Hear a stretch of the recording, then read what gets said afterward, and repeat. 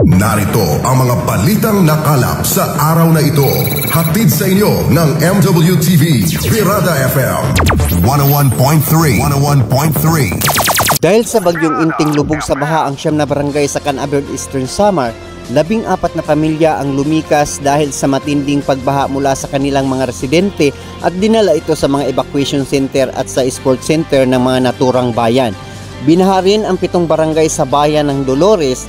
Mas matinding baha naman ang naranasan sa munisipalidad ng San Roque, Northern Samar.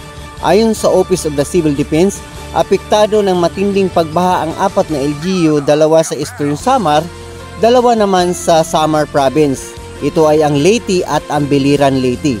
Hanggang gutter naman ang baha sa Albay, halos mag-zero visibility dahil sa matindi at lakas ng ulan. Samantala sa Masbate ay nakapagtala naman ng mga iilang landslide sa mga naturang tabing kalsada dahil sa walang hintong pag-ulan ng kahapon ng araw kahapon. Ako ang iyong tagapagbalita ng 11.3 Birada FM, walang kinikilingan at patas na pagbabalita, Weng Borinaga. At yan ang mga balitang dapat ninyong malaman sa araw na ito. Hatid sa inyo ng MWTV Birada FM 101.3.